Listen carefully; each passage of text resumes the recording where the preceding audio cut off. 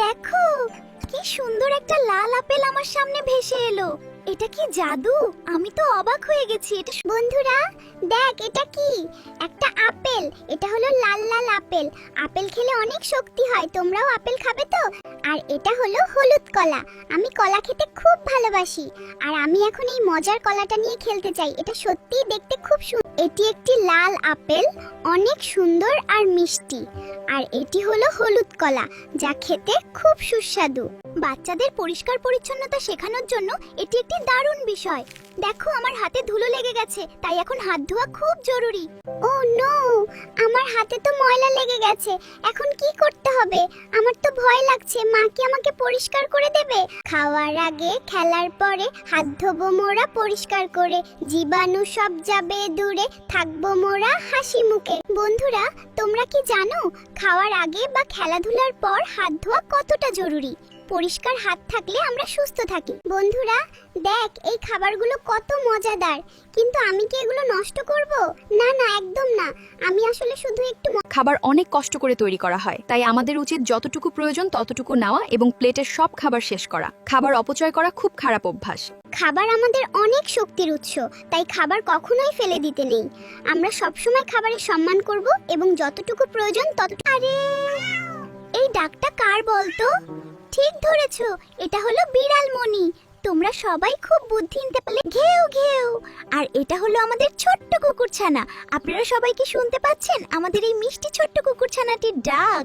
বন্ধুরা, কেউ আমাদের সাহায্য করলে বা কোনো উপহার দিলে আমাদের কি বলতে হয় জানো?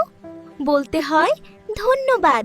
আর আমরা যখন কিছু চাইবো তখন বলবো প্লিজ বা দয়া করে আমাকে এটা দাও। এতে সবাই খুব খুশি হয়।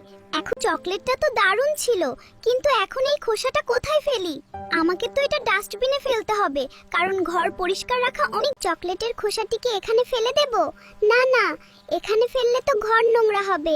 আমি কি খুব ভালো বাচ্চা না? আমি কখন সবসময় ময়লা নির্দিষ্ট ঝুড়িতে বা ডাস্টবিনে ফেলতে হয়, তাহলে আমাদের পৃথিবীটা সুন্দর থাকবে।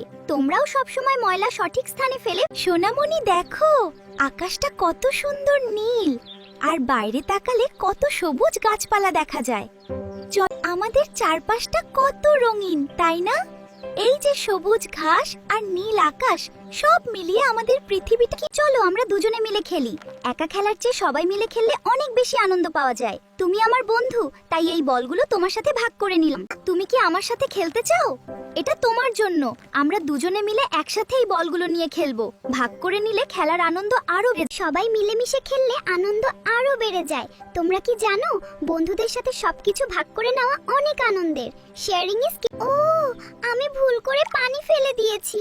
আমি দুঃখিত যে আমি অসাবধান ছিলাম। তবে এখন আমি খুব তাড়াতাড়ি এই জায়গাটা। ও, আমার ভুল হয়ে গেছে। বন্ধুরা, আমাদের হাত থেকে যখন কোনো ভুল হয়ে যায় তখন কি বলতে হয় জানো? বলি সরি। বড়দের প্রণাম জানাই। আপনারা সবাই ভালো থাকুন এবং আমাদের আশীর্বাদ করবেন যাতে আমরা বড় হয়ে আপনাদের মতো মানুষ হতে পারি। সবাইকে জানাই অনেক অনেক ভালোবাসা। ভুল করলে সাথে সাথে বলতে হয় সরি বা আমি দুঃখিত। এতে মনের রাগ কমে যায় আর সবাই আবার বন্ধু হয়ে যায়। নিজের ভুল স্বীকার করা এবং ক্ষমা চাইতে শেখা খুবই জরুরি। শুভ সকাল বন্ধুরা।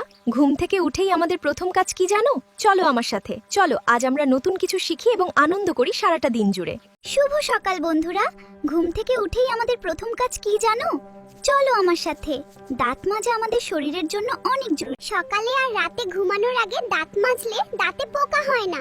আমাদের দাঁতগুলো মুক্তোর মতো চকচক করবে। নিয়মিত দাঁত মাজা। যখন আমাদের বাড়িতে বড় কেউ আসেন বা আমরা কারোর সাথে দেখা করি, তখন আমাদের তাদের সম্মান জানাতে হয়। এটাই আমাদের শিষ্টাচার। আসসালামু আলাইকুম। বড়দের শ্রদ্ধা করলে তারা অনেক দোয়া আর ভালোবাসা দেন। আমার পক্ষ থেকে আপনাদের সবার জন্য অনেক অনেক আদর আর ভালোবাসা রইল। সবাই ভালো থাকবেন। নমস্কার। বড়দের শ্রদ্ধা করলে তারা অনেক দোয়া আর ভালোবাসা দেন।